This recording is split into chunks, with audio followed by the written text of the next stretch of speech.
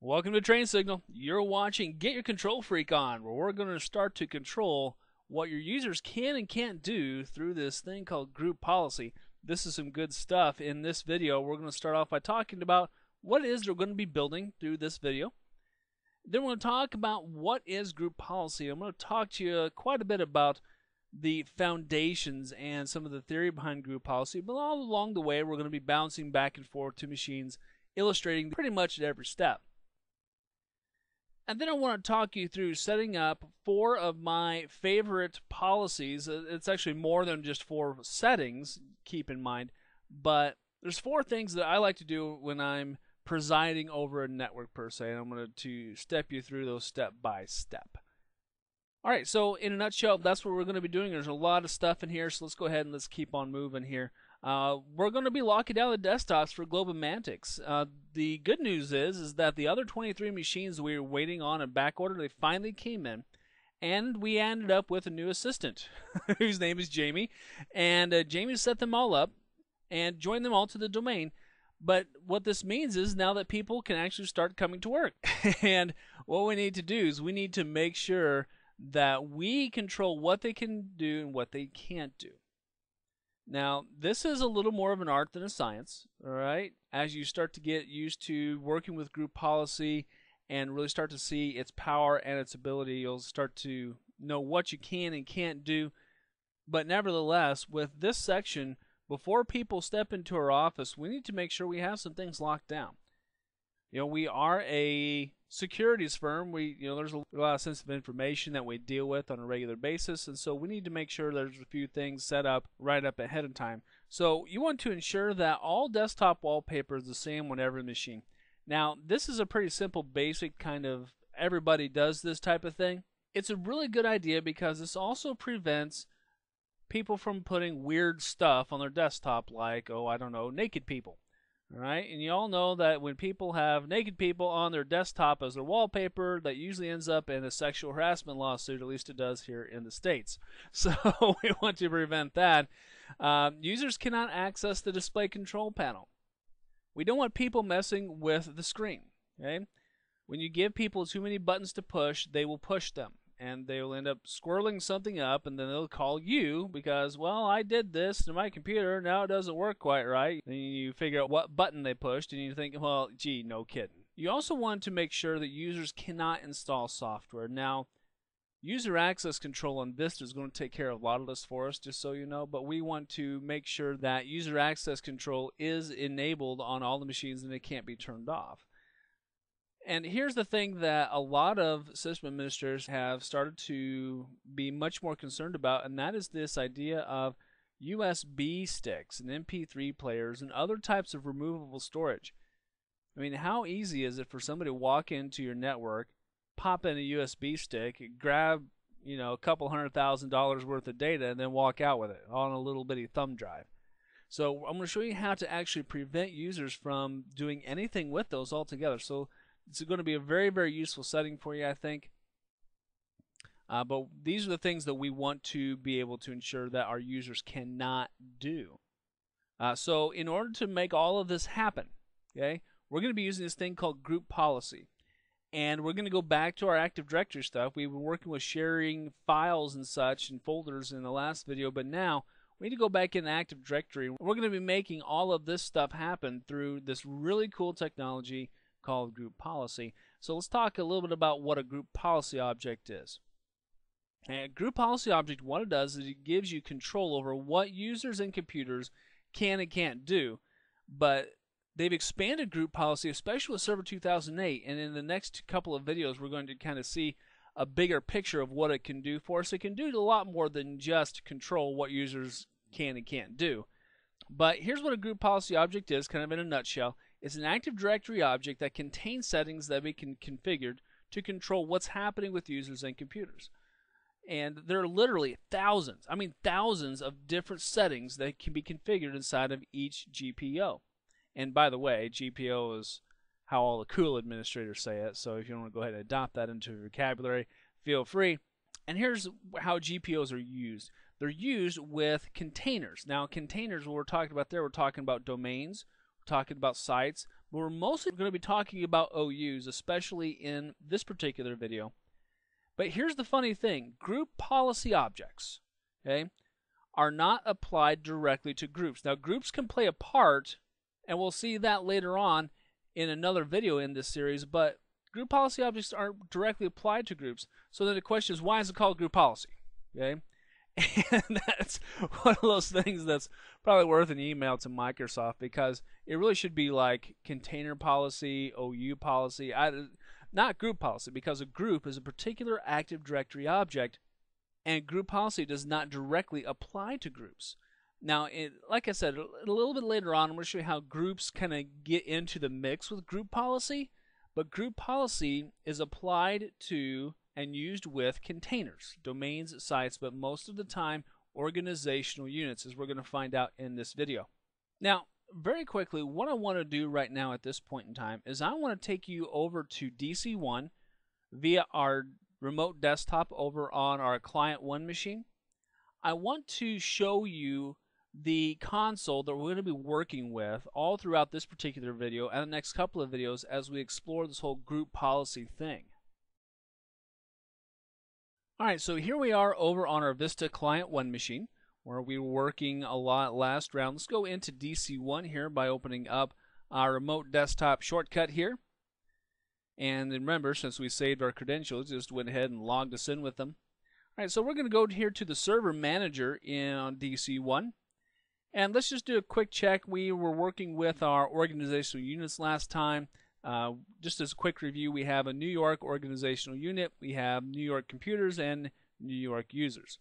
Everything is still intact for those. We still have our groups all intact down here at the bottom. Now remember, our groups are going to come into play with this whole group policy thing later on in the mix. But here's the thing, we're not going to actually be doing our group policy work here. This is where we set up our objects so that we can apply group policy. We're going to go ahead and minimize Server Manager, and let's go to the Start menu. I'm going to go here to the Administrative Tools, and I'm going to go to the GPMC, or the Group Policy Management Console here. We'll get this guy opened up, and this is where we're going to be doing most of our work for this particular video. Alright, now when we initially create our domain, and here's our domain section here underneath the globomatics.com forest. Here in the globomatics.com domain, we have a default domain policy. Now, a default domain policy is always there, it's always created. Now, you could delete it if you want to. You probably don't want to, but if you do, the world doesn't end, just so you know. Okay. All right, so we're going to be taking a look at this default domain policy because it's always there. It's already pre-built for us. So there's nothing that we had to do to actually create it except for create the domain. Now, if I go ahead and I go here to the group policy objects, you see that I have another group policy object living over here, default domain controllers policy. This is for, well, the domain controllers. Go figure, right? We'll talk about the whole domain controllers thing later on.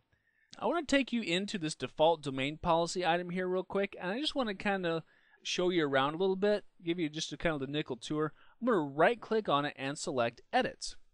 Now this is going to open up a new console called the Group Policy Management Editor, and this allows me to actually edit and make alterations to this particular group policy object. Now notice here we have two sections, computer configuration and user configuration. So we actually have two sides of group policy. For this video, we're going to be sticking with user configuration. Okay, so let's take a look at what we have in here. Here are the policy categories for our user configuration side. We have software settings, and this is if we want to have software installed across the network. This is way cool. We're going to talk about this again in another video. Windows settings, which we might want to dip into here a little bit. We have things like, I don't know, security settings, scripts, remote installation services, folder redirection stuff, all kinds of stuff that we can make alterations with here in Windows settings. What we do most of our work in, let me go ahead and expand this a little bit. We do most of our work in this administrative template section though. Let's get this guy stretched out a little bit. In the administrative template section, we have the capacity to make alterations to things like the control panel, add and remove programs, And as we select different categories of our policies here, we get the actual settings over here. And if we select one of these settings, it actually provides us with a nice definition and description of what's happening or what can happen with that particular policy. Now, here's the thing. I want to show you real quickly how many settings we do actually have, all right? If I go down here to all settings for the administrative templates section, right here, you'll notice that for the user configuration side of group policy, for all settings, we have 1,332 settings. And seriously, am I going to show you all 1,300 settings? No. No, are you kidding? This course would be like 120 hours long. We still wouldn't be able to get through all of them. And quite honestly, it'd put you to sleep. So we're going to hit, like I said, my 4 favorite policies that I like to make sure are intact when I'm presiding over any given network. The nice thing about it is that you don't have to know all 1,300 policies. There's certain items that you're going to know and you're going to need quickly and easily. There's going to be certain stuff that everybody's going to want and need. There's going to be a lot of stuff that you won't, okay? And that's okay. Remember, you don't have to know all of them, because when you select any one of the policies, it gives you a description of what that policy can do. So if I go here to the standard section, that turns off the description, but I can still get the description though. If I double click on any one of these policies to configure it, and I go to the Explain tab, it tells me exactly what that policy does, basically a duplicate of what was in that extended explanation tab. So I can still get to the explanations and what this particular policy is going to do. Now in the settings, a lot of our settings are either not configured, enabled, or disabled. And different policies are going to have different effects on your users and on your network depending upon if you selected enabled or disabled. So it's one of those things that you're going to have to watch per policy, okay?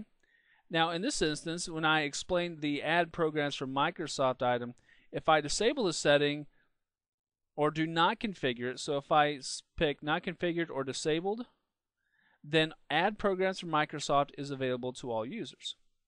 Now if I enable it, on the other hand, this setting prevents users from using add or remove programs to connect to Windows Update. Okay, so we have a very English side of this. It's very easy to understand for most of these policies. Some of them are a little more convoluted than others, obviously, but nevertheless, most of them are going to be pretty easy to understand. Now again, different group policy settings are going to have different options. So let's see if we can find one here that's a little more interesting. Let's take a look at this package point and print approved servers. Okay. Now for this particular setting, if we enable it, there's another setting here that allows us to add fully qualified server names. So different settings are going to have different parameters that we're going to be able to add in. Now not all of them, but some of them do. Especially when it comes to adding things like servers and adding printers that easily, all kinds of that stuff. I mean, that's all going to have very specific parameters you're going to have to put in for the different settings. Now there's one more thing that I want to talk to you about while we're here, and that is this preferences section. This preferences section, this is a brand new thing with Server 2008. We've never really seen this kind of stuff before in group policy, and it's very, very exciting. We are going to talk about this in another video in this series coming up, but we can do stuff like quickly add printers to everybody's network. We can do stuff like altering the folder options. We can even manage local users and groups if we need a local user. In the Windows settings, we can do things like mapping drives, and here's where we would add files. We can create folders and manage folders. There's just a bunch of way cool stuff that you can do from this preferences section. But again, I'm kind of getting ahead of myself just a little bit. I wanted to mention this to you so that when we come back to this in a couple videos from now, you'll know what it is and it'll be at least a little bit familiar to you. Alright, so now we've had just kind of the nickel tour of the group policy management tools. We've taken a look at the group policy management editor. Let's close it, and we will leave open the group policy management console because we're going to come back to this as we start to create our initial policies for Globomantics. But right now, let's go back on over to the slides. I want to talk to you more about the theory and the foundational concepts of group policy. All right, so let's talk about the difference between what we just saw, the domain level policy stuff, and local policy. Now, here's the thing. Every Windows computer, and I mean every Windows computer, even the ones you have at home, have a local group policy component to them. So you can actually control what can be done on that machine and what can be restricted. But here's the kicker, okay? You don't want to have to go around to all of your computers in your domain and configure all the settings manually. I mean, seriously, if you have 500 machines and you're going to use local group policy instead of the domain level policy, now listen, I've known guys who've done it, and you know what? Back when I was a high school teacher and I didn't have full access early on to the domain level policy for my classroom, well, I went around to 30 machines and I configured them by hand using the local group policy. Of course, that took just a stupid amount of time out of my day. Because if any of you are high school teachers or have any experience with high school kids at all, you know that if you set up something that blocks them out of it, they immediately try to go around it. It's just the way it is. It's just the nature of being a high school kid, I think. So I had to keep adding new and more better policies. I had to keep locking more stuff down. Every time I do that, I had to walk around to all 33 of my machines, and it just got really crazy. So when I was actually granted access to administer the policy for my classroom, for those machines and for those users, it made my life so much easier. So here's the thing. You can configure each computer separately using local policy. Because, I mean, really, there's nothing like going around to 25 separate machines and making 26 modifications each one, right? I mean, that's really what our idea of a good time is, huh? Yeah, I don't think so. Because seriously, man, that is just a huge time waste. Now, even though it is a huge time waste, I'm still right now going to take you over to a Vista machine. I at least want to show you how to get into it, because let's say you are faced with a situation where you are not granted access to configure group policy for your particular section of the network. Let's say you are in a high school environment or a nonprofit environment where they don't even have a domain controller. Let's say you're just in a work group environment. So I'm going to go ahead and take you over to the Vista machine. I at least want to show you how to get to the local group policy for each and every machine, okay? All right, well, here we are over on Client 2, all right? I didn't take you over to Client 1 because, we have the whole remote desktop thing happening on it. So I'm going to show you this on Client 2 real quickly. We're going to go ahead and log in real quick onto the Client 2 machine. Right now, it wants us to log in as Hank Richardson. Well, Hank Richardson right now does not have access to our local policies. There's two possible logins we could use. We could either use the local administrator logon that we created way back, but if we don't remember it, we might have to use our Supercoach login. So I'm going to go ahead and just use the Supercoach login, because quite honestly, I don't really remember what the administrator password was that I set up for the local administrator right now. But I do know that I can get into it with Supercoach, because the Supercoach, as the domain administrator, is the highest level of authority and is provided the most amount of permissions. So if I go ahead and close our control panel here so I can just kind of get this stuff out of the way. And now I want to show you how to get to that particular group policy for this local machine. I'm going to go to the Start menu, and here in the search box, I'm going to type MMC. Now, by the way, if you're running Windows XP, you would actually go to the Start and you would go to Run. Of course, I don't have Run on this machine, so we're going to go jump right over here to the console. Now, this is the MMC, Microsoft Management Console. This is what you'd also see inside of Windows 2000 and 2003. We didn't have that nice pretty server manager back in the old days. It's kind of funny to say that. Alright, so I'm going to go here to the File menu and select Add Remove Snap-in. And here in the Add Remove Snap-in, I'm going to go to the Group Policy Objects Editor here. I'm going to select it. And it's going to ask me, which machine do I want to manage? Well, I want to manage the group policy stuff on the local computer. And I'm just going to tell it Finish. And that's really all there is to it. So I select Group Policy Object. I can double click on it and select Add. Make sure I select local computer, and there it is. So I'm going to tell it OK, and now I'm going to go ahead and expand this here so we can see everything that's happening. Here's the local group policy. You see I have the computer configuration and the user configuration. You will remember that we have the software settings, Windows settings, and the administrative templates, but notice that preferences is missing.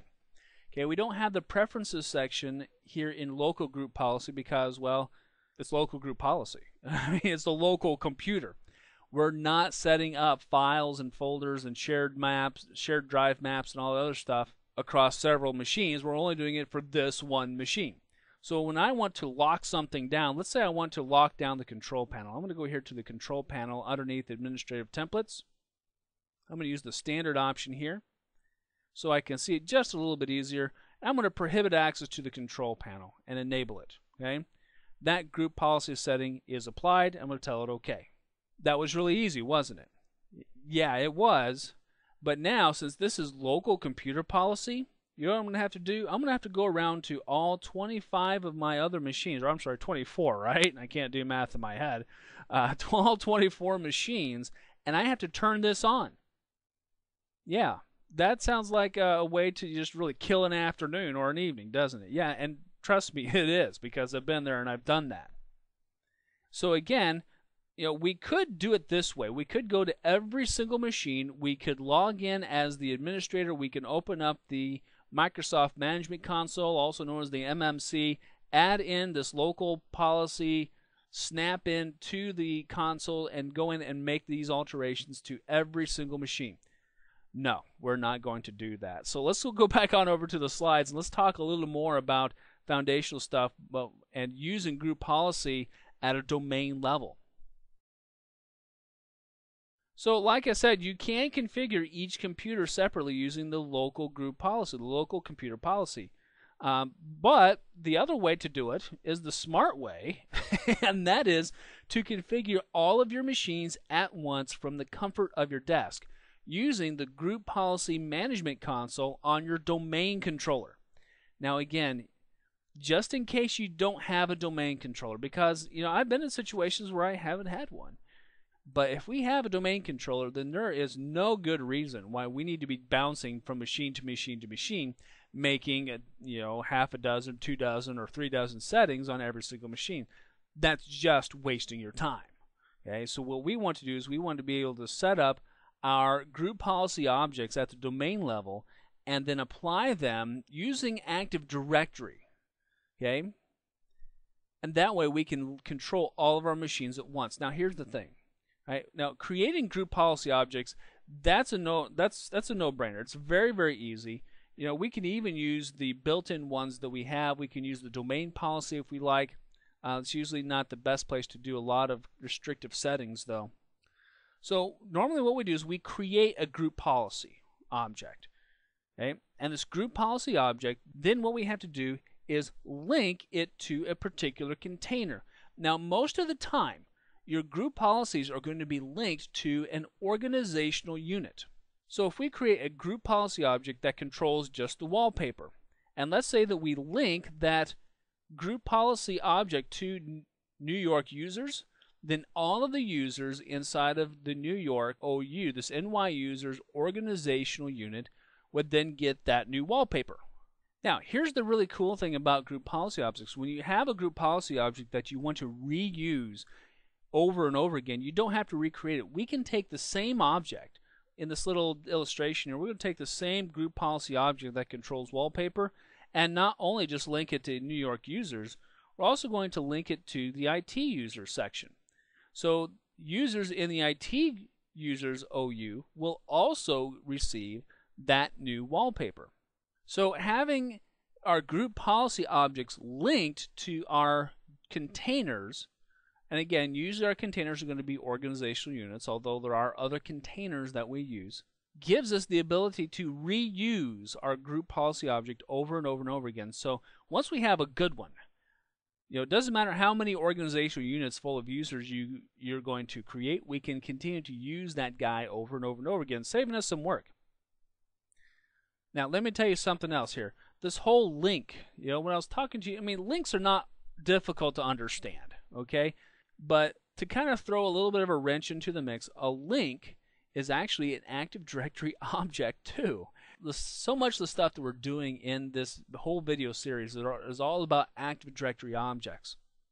So not only is the group policy object that controls our wallpaper an Active Directory object, not only is our two organizational units are they Active Directory objects, but also the links that allow us to control the wallpaper, that's an Active Directory object too. Remember that an Active Directory object is nothing more than an entry in a database. However, every entry in our database has a lot of different properties, and when we actually start building our group policy items and we start creating our links to the different OUs that our group policies are going to control, I'm going to show you that our links have a couple of properties that we need to pay attention to, and they're going to be very, very helpful to us when we start doing troubleshooting work.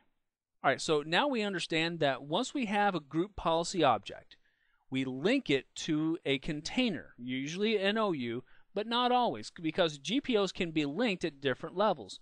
For example, we can link a GPO at the domain level, and then everything in the domain by default, unless we make any kind of alterations, everything in the domain level is affected. So let's say we decide that everybody is going to have the exact same wallpaper.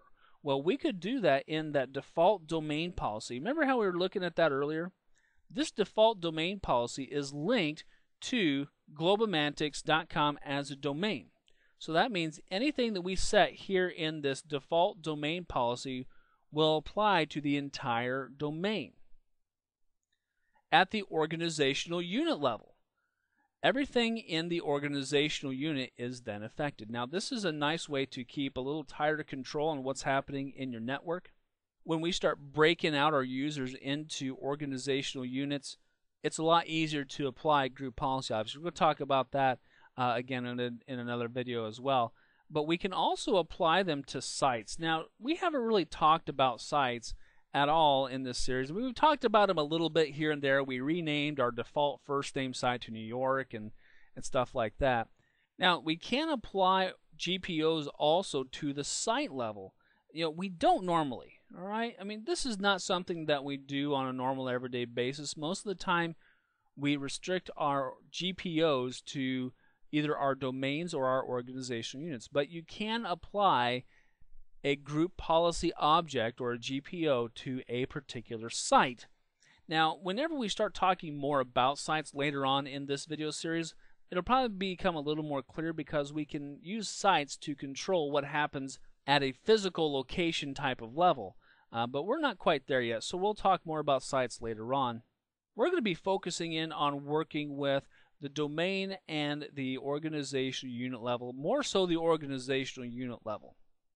Let me tell you a little bit of a secret about your default domain policy. Your default domain policy right here is almost always the least restrictive. Okay? You're only going to do very basic core kind of stuff here in the default domain policy. You're going to set up your stuff like your password policies. Okay, your desktop wallpaper, okay, maybe you might do that here, but chances are we're actually going to be doing a lot more of our work in the OU level. And remember, since we can create a group policy object and we can link it to several different organizational units down here, well, then we can continue to reuse the same GPO over and over and over again. Now, right now, our structure is pretty basic. But in another video, we're going to start breaking this out into a little more complex structures that will give us a little more ability to apply group policy more efficiently. But we're going to keep this one pretty simple. Okay? So, because really what we're really talking about is what is a group policy object. We're really getting the foundation underneath us here. Now, we know that group policy objects now can be linked at the site level, the OU level, and the domain level. But here's another thing. Group policy has two sides, users and computers. Now, we've talked about and seen this already. Now, here's the thing. While you can configure settings for both sides in any one group policy object, we generally don't. Okay? Why? Because it gets messy and annoying and will give you a headache. Let me guarantee that. Why? Because I've done it. Okay? We separate out our users and computers into separate organizational units. So that way we can apply separate group policy objects to them, okay? So when I'm creating a desktop lockdown policy like what we're going to be building in our exercise here, when I create that for the users, I'm going to be only working in the user configuration section in the user policies section, and I'm going to apply and link this group policy object to an organizational unit that only contains users. And when I'm ready to do stuff for the computers, well, then I'll create a new group policy object, and I'll create computer configuration policies. I'll set those up, and I'll apply that new policy object only to an organizational unit that contains computers. Okay? And again, I've talked to you already about this whole preferences thing. Each side has different preferences that are available. So don't forget about that. Sometimes stuff that you're going to look for might actually be in computer configuration rather than in user configuration. But in just a little bit, I'm going to show you how to find policies a little faster and a little easier, okay? All right, now, we have a basic core understanding, at least I think so. At least we have the foundational knowledge of group policy objects. Here's another thing, okay? When you're using group policy, it's applied in a very specific order. And here's that order. First of all, whatever is on the local computer policy happens first, okay? So let's say that on the local computer policy, we decided that no users can put anything onto the desktop. Okay, well then they're locked out of the desktop. That's it. Doesn't matter what happens down the line here. Nope, doesn't matter one bit. If the local computer policy says, okay, I'm denying access to this particular thing, then access is denied to that particular thing. However, here's the deal. We generally don't mess with local computer policy. Why? Because we would have to go around to every single machine and set it. And all I can say is no. No, we're not going to do that, right? Then whatever site policy is applied at the site is applied. But again, we generally don't apply policies to sites either. Okay? You know, there's going to be rare occasions where you might want to, but most of the time, you're not going to do it. Then whatever policy is running at the domain level, remember that default domain policy? Then it gets applied. And then the organizational unit policy gets applied. So then again, this is where we're going to be doing most of our work in this particular video series, because this is where you're going to be doing most of your work in real life, although you might be doing some stuff at a domain policy level as well. Here's a real easy way for you to remember this. LSDOU. And yes, there's kind of a 60s reference hidden in this particular item here, but you know, it's just kind of an easy way to remember it. You know, LSDOU, in terms of how group policy and the order in which they get applied to a user or a computer. Also, here's something else that I would like for you to remember. Well, let's say you have two different group policy objects. Let's say that one group policy object happens to be running here at the site level and one happens to be running at the OU level. Well, guess what? The last one wins. Okay? Generally speaking, the last group policy that's applied is the one that wins. So if you have conflicting policies, if one says one thing and one says the other, the last one wins, and the last one is always the OU policy. All right, so here we go. We've talked a lot about this theory stuff, and it's kind of heady, so let's kind of really break this down. Let's get into the core level where the rubber really meets the road for this. We need to ensure that our user accounts are restricted in the following fashions. This is the same thing we talked about earlier. All desktop is the same on every machine and cannot be changed. Remember, we don't want people putting up weird pictures or naked people on the desktop, right? We want to make sure that users cannot access the display control panel.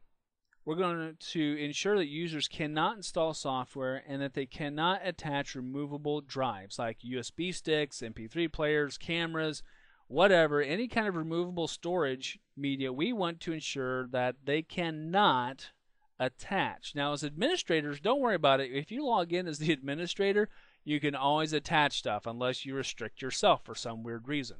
But for the users, we want to ensure that those guys can't do that. All right. So here's what we're going to do. We're going to be creating a single group policy object to start off with. We're going to remember we're going to kind of try to keep it as simple as we can. We're going to be applying all of these settings on the user side. Okay. Then we're going to be linking the group policy object that we're going to create to the NY users organizational unit. And then after we've got it set up, we're going to test out this group policy object with Elbinga. Remember Elbinga from the other video?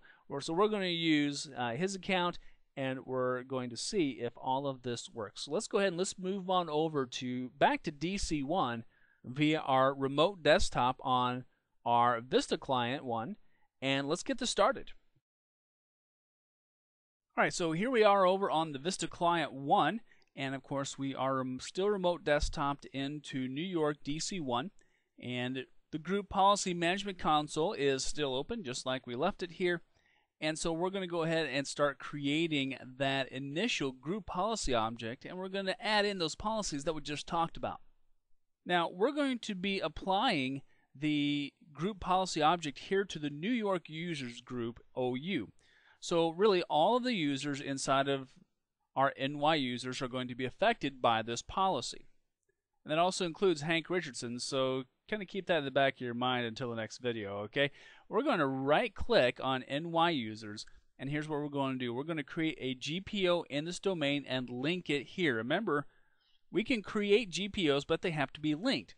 Now, Server 2008 gives us a little bit of a helping hand and creates and links it at the same time. So let's go ahead and let's do that here. Let's go ahead and select create, and we're going to call this guy Desktop Lockdown. Now, notice here where it says Source Starter GPO, and it says none. I'm going to go ahead and tell us okay. I'm going to talk to you just a second here about GPOs and kind of take a short little tangent. A starter GPO is basically a group policy object that you create previously. Let's say that there's settings that you want to have applied to all machines or all computers. You don't have to go back and reset those 20 settings over and over and over again. Well, you can create a starter GPO and just simply make copies of it. You know, it's kind of a nice little feature. This is new to Server 2008, by the way, so if you've taken a look at this thing in 2000, 2003, notice that this was not here, right?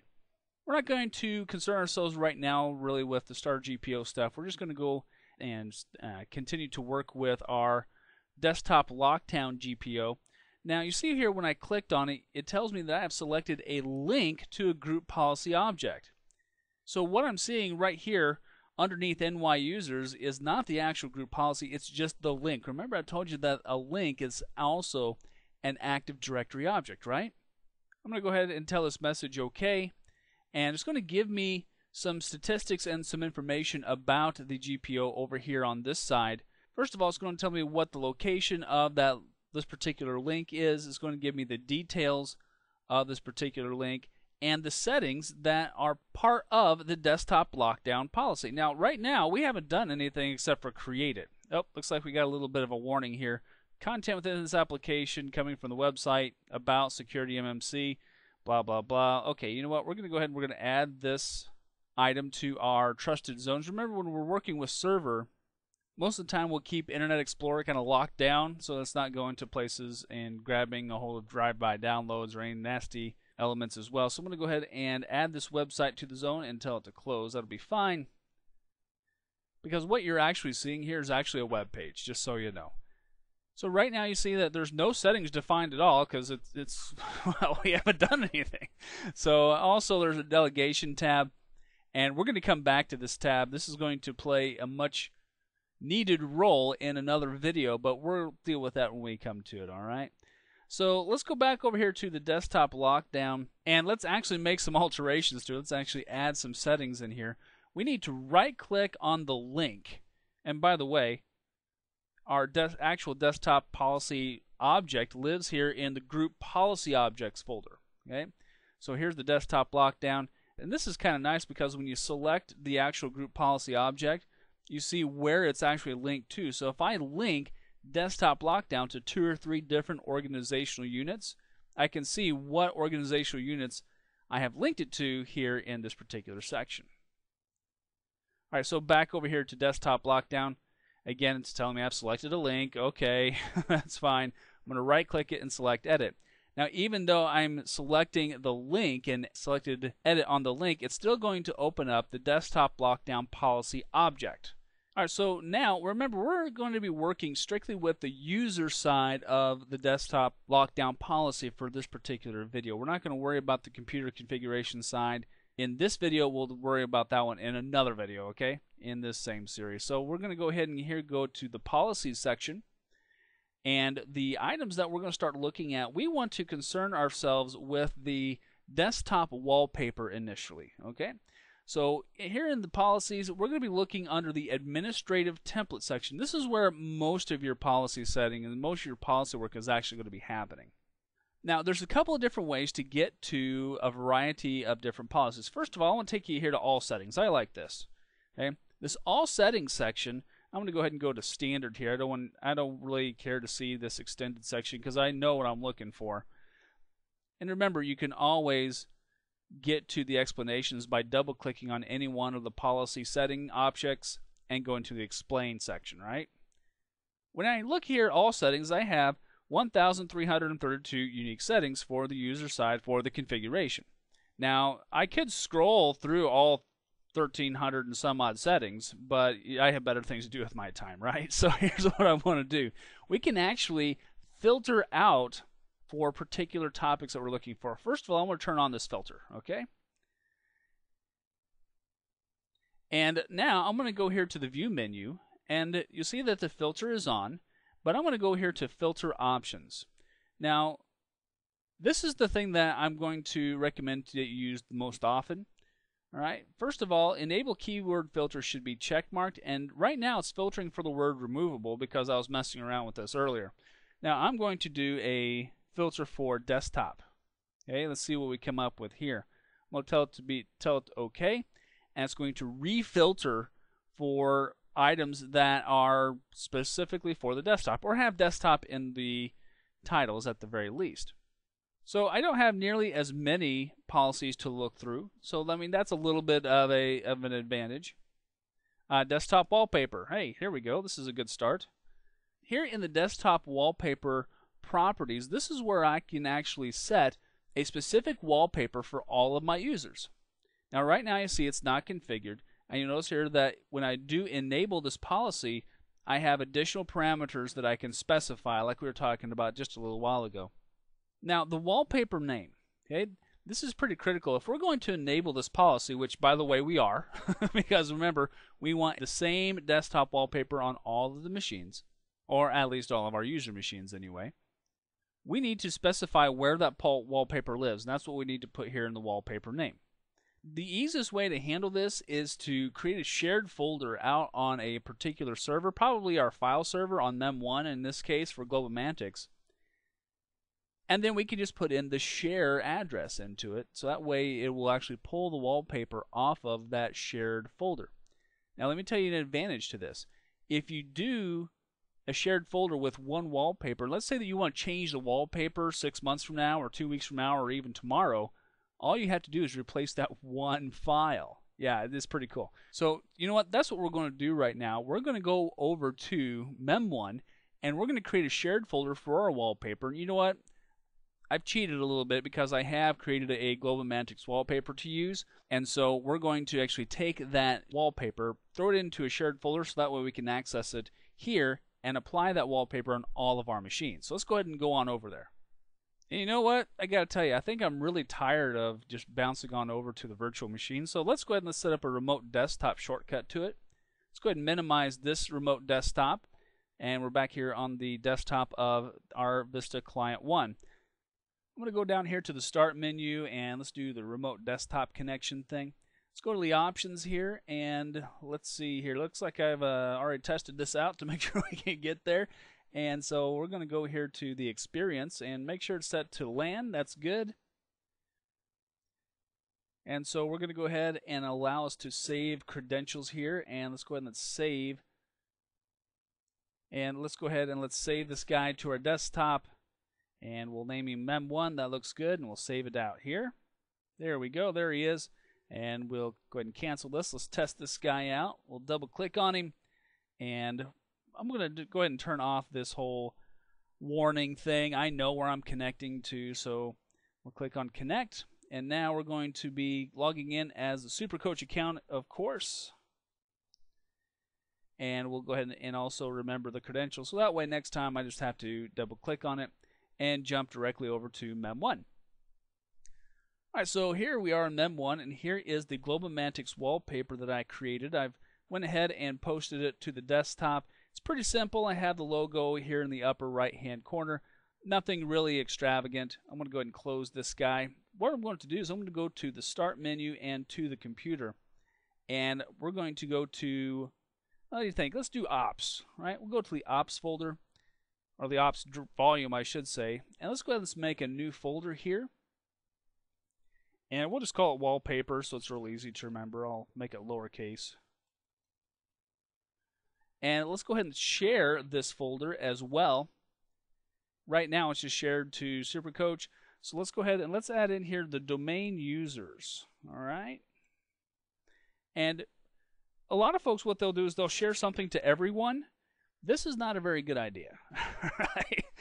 When you share something to everyone, that literally means everyone. And that means people who are not necessarily a part of your network. So we'll go ahead and not do everyone, okay? We're going to keep this semi-secure and make domain users have read-only permission to this folder. Now this is share level permissions, remember, so anything that we put into this folder will inherit that share level permission.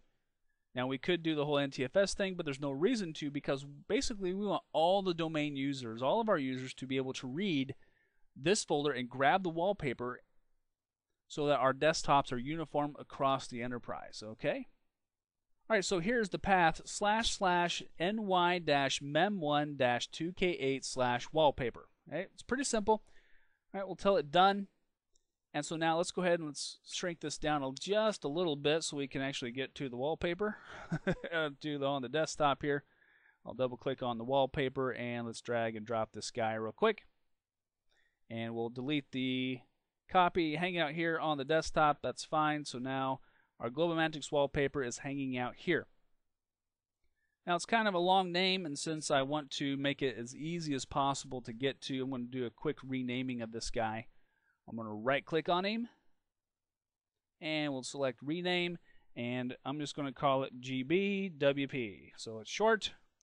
And the actual name of this file, notice that this is just a bitmap image. I'm going to right click on it and go into its properties. The actual name is gbwp.bmp. Okay, so it's gbwp for Globomantics wallpaper.bmp.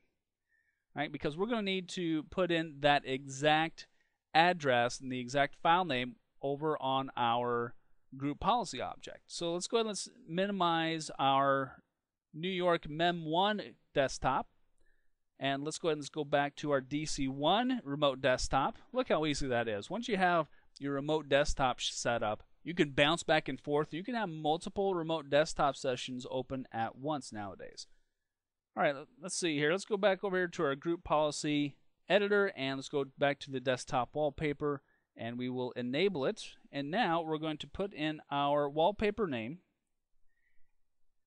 //ny-mem1-2k8/wallpaper /gbwp for Globomantics wallpaper.bmp. That's the file name, right? We'll have the wallpaper center on every single desktop. Now this, just so you know, this particular wallpaper is actually 800 by 600 because that's the resolution that all of our machines are in. Now, most desktops are at least 1024 by 768, so make sure your wallpaper is at least that size or larger, depending upon the standard display of what you have running in your shop, okay? All right, so we go ahead and we'll enable this wallpaper. So we've started with the first item on our hit parade. We've specified the desktop wallpaper, and that's neat. But here's the thing. We're not preventing our users at this point from changing the wallpaper. That's a little more rascally. So here's what we're going to do. Right now I'm going to turn this filter off because you've seen how the filter works now, right? You can go ahead and filter out by whatever topic that you're looking for in the group policy settings. But they've also categorized stuff pretty well over here in the tree view. So I'm going to go here into the desktop underneath administrative templates. And we're going to set up a few items over here. First of all, let's go directly into the desktop folder. Desktop wallpaper, this is its original home. Okay, so we've already turned that guy on, so we're all good for that. Next, I want to take a look here at this prohibit changes item. Now this looks interesting. Let's go ahead and double click on it and open it up. And let's go into the explain tab. This prevents the user from enabling or disabling active desktop or changing the active desktop configuration. Now, active desktop is one of those ways that our users could still get into the desktop and make changes. So what we're going to do is we are going to turn it off. All right, so we're going to enable this policy. Now look down here at the bottom. See where it says supported on? This policy is supported on Windows Server 2003, Windows XP, and something else. Let's go back here to the explain. Nope, looks like we're not seeing it there either. Let's go ahead and just tell it OK. And let's go to the extended tab here. Here we go. Here's the operating systems that this prohibit changes are actually going to work on. So Server 2003, Windows XP, Windows 2000. What's missing? Yeah, Vista. We're going to have a bunch of Vista clients. This is a brand new shop. We're not going to have these older operating systems. So for right now, you know what? We don't have to turn this guy on. We're going to go ahead and let's just disable this guy, or let's leave it not configured, because it's not going to make any difference to our machines, right? So we're going to be looking for policy settings that are going to be affecting Vista, all right? So let's go back over here to the extended. Let's take a look here. Oh, no, I'm not seeing it, not seeing it, not seeing it, not seeing it. At least Windows 2000. Okay, well, that's good. Prohibit adding items. This one's only for 2003, XP, and Windows 2000. So at least Windows 2000, that means it will operate on Vista, so we're going to be A-OK there. All right, so let's go now into the control panel settings, because there's some more stuff in here that's going to be of more interest to us. So I'm going to expand control panel and go here to the display tab. Here in the display tab, first of all, remember how we said we want to make sure that our users cannot change stuff? So here's what we're going to do. First of all, we're going to remove the display options in the control panel altogether. So our users aren't even going to be able to see the control panel whatsoever. And again, we can take a look at the quick explanation. Now, this disables the display option, but there's still ways that people can get around it. All right, so there's also one in here, prohibit access to the control panel, that will also help to prevent our users from getting into it any which way possible. Now, most of the time, if a setting is not available for people to click on, they generally won't click on it. However, in every place I've ever worked at, there's always that one guy or one gal who's taken a few classes and they know how to get around a lot of this group policy stuff. So we might also want to go ahead and lock them out of the control panel altogether.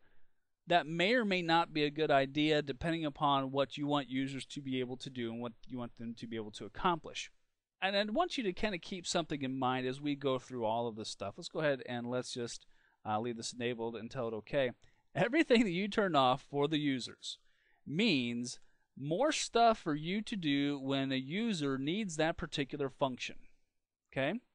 So if you turn off the ability for users to actually get into the control panel altogether, and by the way, that's over here underneath control panel, right? If we prohibit access to the control panel and our users need something in the control panel to do something that is related to their work, that means you or a member of your staff have to go over to that machine, log off the user, and log on with an account that is exempt from this policy. So something that you want to keep in mind, okay? I'm going to go ahead and I'm going to leave this disabled or not configured, really. So because I'm thinking, this may or may not be a good idea for our initial site. Because remember, you can always come back and turn these back on. All right? So if you find that a user or a bunch of users are getting into the control panel doing stuff that you don't want them to be doing, you can always come back and turn this guy back on. All right, so I'm going to go back to the display tab. And here's what I really want to do. I want to prevent them from changing the wallpaper. Right? And again, it says at least Windows 2000, which means Vista is going to be included in this particular setting. So I'm going to prevent my user from changing the wallpaper properties by enabling this policy. Let's go to the explanation tab. some of these settings rely on other settings in this particular object. So one of those things that you really need to, as you're setting this up, never skip the explanation tab. Okay, it's always going to be a good idea for you to know exactly what this thing is going to do, and if there's anything else that this particular setting relies upon. Right here, you see, no, you must also enable the desktop wallpaper setting to prevent users from changing the desktop wallpaper. Well, fortunately, we've already done that, right? So we have met the requirements for this particular policy. So our users will not be able to change it, and we have set the appropriate policy for the desktop wallpaper. Take a look at this here too. To remove the desktop tab, might be something we should probably do. In order to make sure that our users can't get to the desktop, we might want to change this one as well. Let's go ahead and tell it okay. Let's see if we can find this guy here. Hide desktop tab. The desktop tab just basically allows users to go into the desktop settings, and we're going to go ahead and enable it. We're going to make sure that their desktop tab is also gone. So anytime that they might want to try another workaround, the desktop tab is still gone. So we're kind of doing maybe a little more than what we need to, but in the realm of locking down your desktops, it's better to be safer than sorry, because if it ever causes you any problems, I want you to remember you can always come in here and turn it off. Group policy is very flexible in that fashion. All right, so let's click here on the standard tab, and let's see here. We have enabled remove display in the control panel altogether. We have hidden the desktop tab. We have prevented our users from changing wallpaper. So with this particular setting, remember how I said we were setting up my favorite 4 settings, okay? Well, in order to accomplish this one task, we had to enable several different settings in this policy object. So I want you to keep that in mind. In order to perform one function, you may have to turn on several different policies in order to make that happen, because remember, some policies rely, or at least should say, some settings rely on other settings. All right, so we've got this one down. Next, let's take a look at this whole being able to prevent them from installing software. So let's go here to add or remove programs. Now, user access control, just so you know, on Vista will prevent a lot of this whole software installation thing. But what we're going to do is we're going to go ahead and we're going to remove the add or remove programs altogether, just to prevent our users from using that particular item. Let's say that somebody gets a hold of administrative credentials and they're able to go in and use add or remove programs. They can still use it because it's still available. In Vista, in order to install, you have to have administrative credentials. Otherwise, you can't install anything. So again, this is just more of a better to be safer than sorry type of thing. Also, adding and removing the Windows components. Let's go ahead and let's enable that too, to lock them out of that one. Add a program from CD or floppy disk. We'll enable that. Programs from Microsoft. Let's go ahead and enable that one. Adding programs from the network, we might want to hang on to that one. That might be something that might come into play later on for us. So really what I'm doing for a lot of these is I'm turning them on just more of as a precaution in case someone finds a way around one of the settings. And trust me, I have worked with high school kids long enough to know that they will find a way. If there is a way, I have seen high school kids, inner city high school kids, go through Microsoft's support pages and TechNet pages and a variety of other sites as well, trying to find a way around a particular setting. All right, so we have initially prevented folks from at least finding and seeing ways to install applications. You know what? Let's go to the all settings and let's do a quick filter and let's see if there's any others that we might want to turn on as well here. We'll go to the filter options and let's do a quick filter for install. And if we go in here to add or remove programs, looks like some of these have already been in place. Printers, programs. Basically, I'm just going to do a quick look through to see if there's any other settings that I might have missed. Because again, there's what, 1,300 settings, right? So this is something that we might want to stop and look at. Hey, let's take a look at this driver installation thing. I'm going to open up this code signing for drivers. This is going to be one of those things that are going to prevent people from installing their own hardware. This might not be a bad idea too, especially if the hardware does not come with what we call Windows signed drivers. A Windows signed driver basically just means that that particular software driver for a hardware device has been tested by Microsoft and has proved to be A-OK to work with this particular operating system.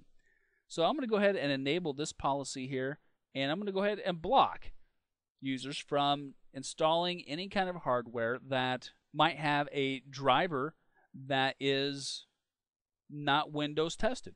Okay? All right, so we'll tell that guy OK. Let's see, Windows components and all settings here. Here we go. Here's a bunch of them that we should take a look at. Let's see if there's anything in here that's really critical. Always install with elevated privileges. Let's take a look at that one. And you'll see here that this particular setting must be set for the machine, i.e. the computer, and the user to be enforced. So if we actually want to use or deny this one, we would actually have to go over here to the computer configuration section, set it there as well as here. All right.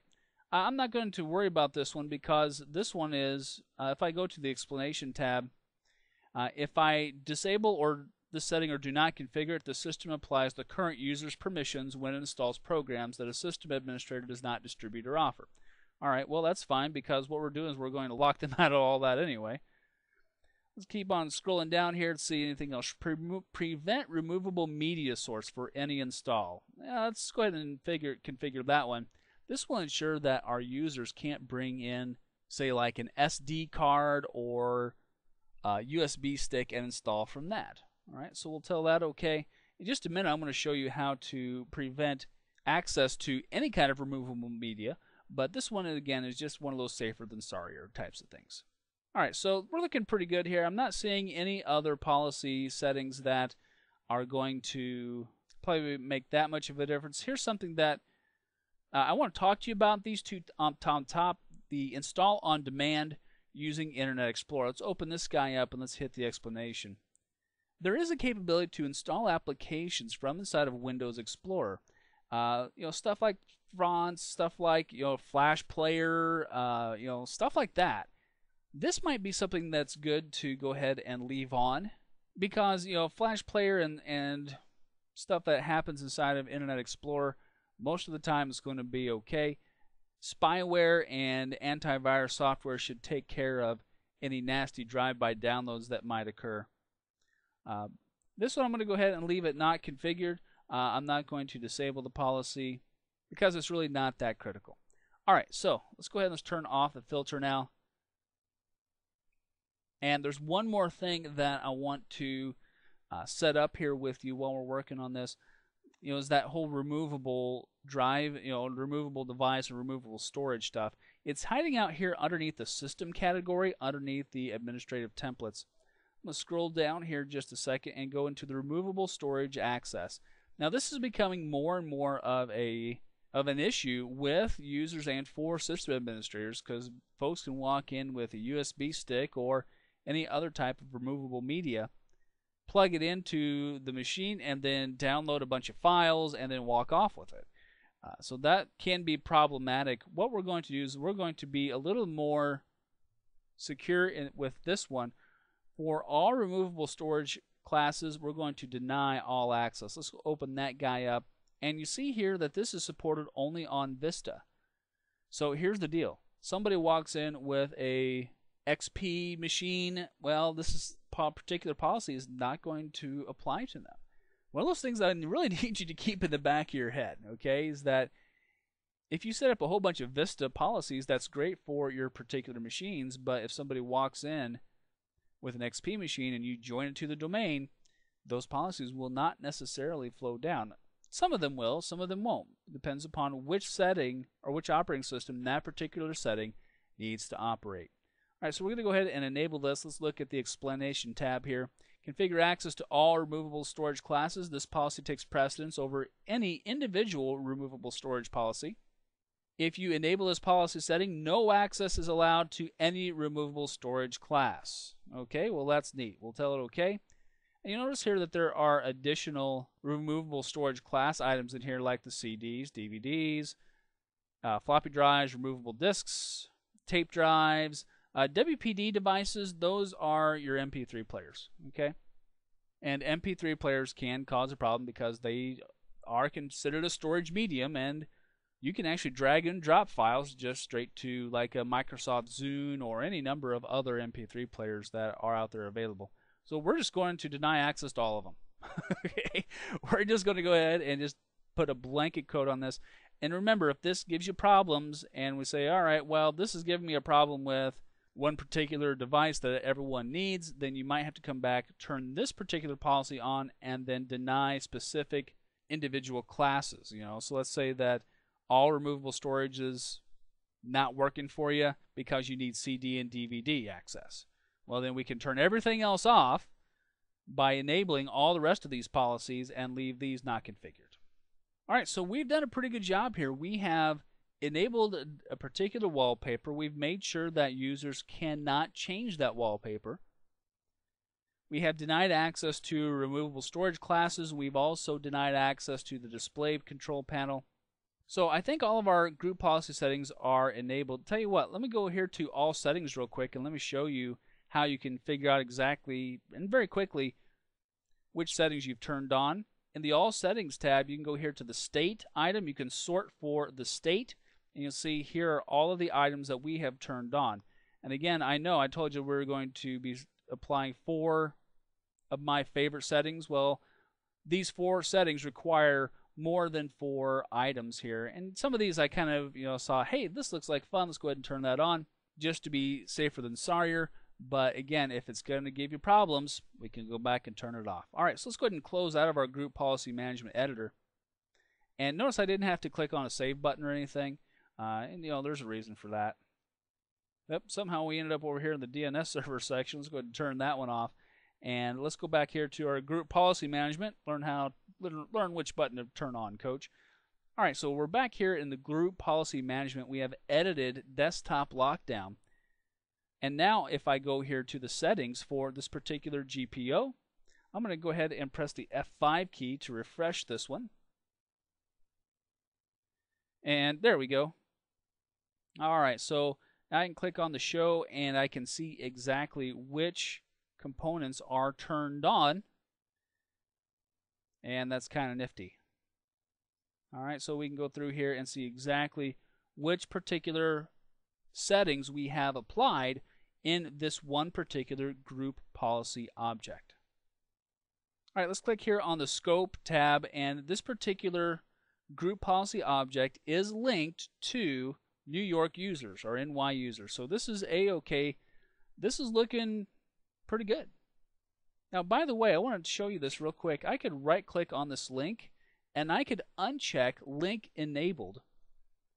Let's say that this group policy object is really giving me a lot of headaches, especially during testing. And by the way, always test your group policy stuff before you roll it out to your entire enterprise. Otherwise, you're going to make people angry and bad things can happen. But if I disable the link, because remember, a link is an Active Directory object too. If I disable the link, then this group policy object does not currently apply to the particular organizational unit. Right? We want to make sure that link is enabled, and you'll notice here that that little guy kind of grays out and then comes back when you enable it. You can always take a look at the scope tab and see if that link is enabled or not. All right, so our desktop lockdown policy is created. Our settings are intact. Our guy is linked. And so now, what's next?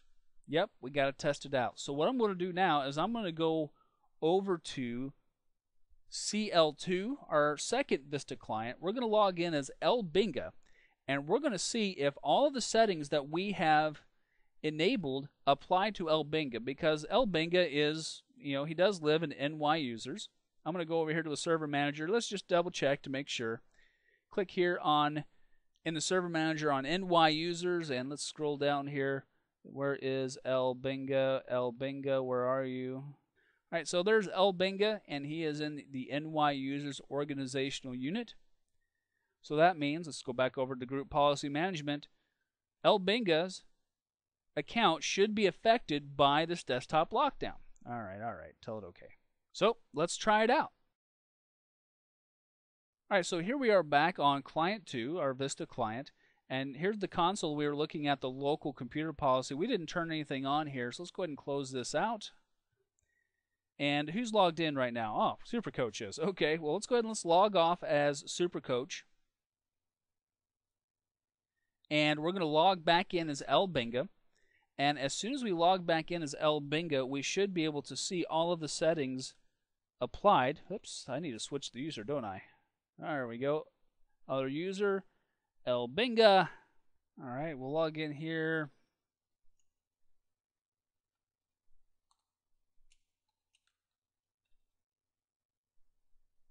And in just a second here, we should be presented with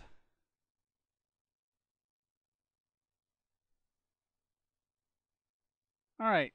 Well, our desktop wallpaper didn't show through. That's not very good. Let's right click and let's see if we can get to the settings. Nope. Okay, well that one worked. All right, so we're okay there. Let's go to the start menu and let's go to the control panel. And oh gee, look, there is no control panel. Yep, that's right. We turned it off, didn't we? So we're a-okay for that one. That one seemed to work as well. Now, what I'm going to do here is I'm going to actually try to install actually insert a USB stick, and I'm physically doing that here. I know you can't really see that, but I'm trying to put in a USB stick, and let's go to the start menu and go to computer. Let's see if I can see it. I'm going to hit the F5 key, and I've got nothing. All right, well, that's good. So that worked too. What will happen if I go to uninstall or change a program here? Well, I can still get to this. So the Windows features is still there. So this one didn't work either. We got some problems here. We got to go back and get these particular policies fixed. Now, before we do that, there is another tool that I want to introduce you to here real quick, and that is a command line option called gpupdate/force. Now, I can actually access gpupdate from here, from LBinga's account, actually. So if I do gpupdate and hit the enter key, it's actually going to try to update the policy for me and see if we can actually get those new policy settings downloaded from our domain controller. Okay, the user policy update has completed successfully. That's good. And the computer policy update, which I know we didn't do anything with, right, has completed successfully. So let's go ahead and let's exit out of that, and let's go ahead and log off, and let's log back on. We may even have to do a restart. Let's find out. All right, and we'll try this one more time here.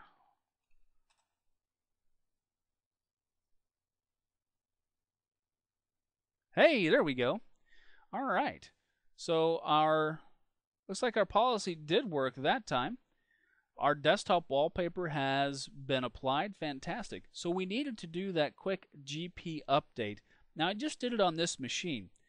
So here's another trick that I want to teach to you as well. Let's move back on over to DC1, and I want to tell you one more command that I should have ran before I moved over here to Client 2, but I want you to see what we had to do if in case our group policies didn't apply the first time, because you know what, that happens a lot. So, but since our GP update stuff did work, let's go ahead and let's try to get to our control panel again. Nope, it's still gone. If I go back here to computer and I go to uninstall or change a program, yeah, that one's not working either really. So we need to kind of get rid of this one. Notice that install is not here though. Well, that's good. So at least part of our installation policy is working a-okay. Chances are what I really should do is I should go back to that group policy management editor, and I should go through and find additional policies to get rid of this thing altogether. Okay? That'll be your homework, all right? Because I think you're seeing how group policy works now. We've applied several different settings, and remember, this is just for the user. So the really nice thing is no matter what computer our user logs into, let's say that LBinga, let's say his computer just completely crashes one day, and so you happen to have a spare machine, you set it up, you join it to the domain, and LBinga logs into it. Well, LBinga should see as soon as he logs into it this particular desktop, and he should not have access to the display panel settings or any of that stuff, no matter which machine he goes to. All right, so we're looking pretty good. Let's bounce back on over to DC1. Let me teach you one more trick, and we will wrap this one up. All right, so I'm back over here on NYDC1. I'm going to go ahead and close my Group Policy Management console. And I'm going to show you one more trick here. Let's do a quick CLS. You notice I'm in the command prompt. Here is the quick trick that I should have ran as soon as I created my group policy. It's again GP update, which is group policy update, /force. Now what this little command is going to do, I'll just press the enter key, is it's going to push down the policy to all machines and all users that are affected by it in those particular OUs. Now that means if you have 20 new policy objects set up and you've applied them to 12 different OUs, those group policy objects and those settings are going to be pushed down over the network, so it's going to be sucking bandwidth. All right? So when you're doing GP update /force, make sure it's not in the middle of the day, especially if you have a lot of group policy stuff running in your Active Directory, because it's all going to be pushed down the wires and it's going to take up some bandwidth. So you might end up seeing a little bit of network slowdown. So run GP update usually at the beginning of your day or at the end of your day before everyone is logged in. Okay? All right, so our user policy updates are completed successfully. This should kind of be just one of those things you need to get into kind of an automatic mindset about, because GP update /force will prevent any weirdness from, or at least I should say, prevent more weirdness from happening with a group policy. Group policy is kind of more an art than a science, and it's going to take you a while to figure out which policies are going to work for your network. The ones that I've shown you are pretty standard and they're not really going to cause much of an issue. Alright, so we know that our group policy works. I've shown you how to set it up.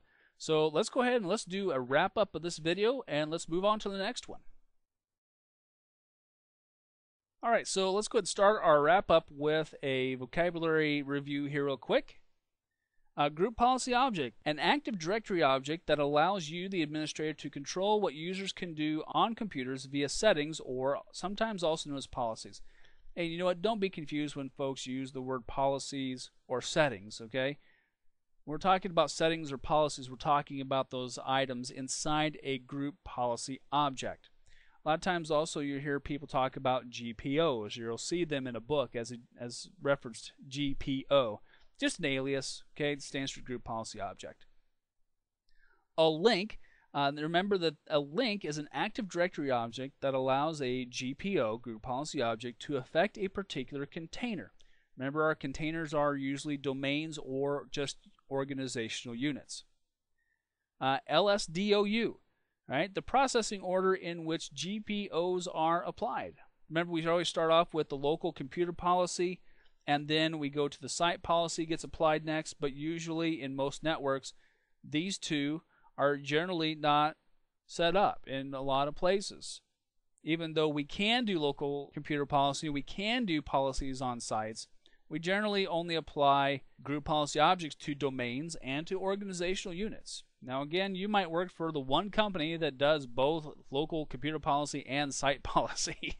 And if so, good for you. But generally, it's a little bit of overkill, and there's other ways to break down group policy into more specific applications. But we'll talk about those in the coming videos, okay? GPMC, just an acronym that a lot of times you'll hear folks say or read about it in books. Just stands for Group Policy Management Console, and that's just where we did all of our group policy work, right? The local computer policy. Remember that the local computer policy is just a group policy object that applies only to a local computer and only affects that one computer. Now remember that we generally don't do a lot of local group policy on individual computers because we would have to set those up on every single machine. If you have 500 machines in your network, are you going to go to all 500 machines? I think not. I mean, I guess you can, but you don't need to, right? Because we can do all this work at the domain level and at the OU level. Alright, so after watching this video, you should be able to create and link a group policy object to an OU. And we did that. We did that all in one fell swoop, didn't we? We just created and linked it by doing a quick right click on the OU in the Group Policy Management console. You should be able to apply settings in a GPO to lock down the user's ability to do stuff like change the desktop We set the wallpaper, make sure the user can't change it right. We lock down their ability to even use the display control panel altogether. So they can't even see it or reach it. Also, we reduce their ability to attach a USB drive or other removable storage device. And also, we prevented their ability to install software. We still have the ability to uninstall software, right? So there are some other policies in there that we probably should have messed with. Also, remember that when it comes to installing software, that user account control in Vista actually prevents user class accounts from installing software altogether. All right, but that's a Vista lesson and not a Server 2008 lesson.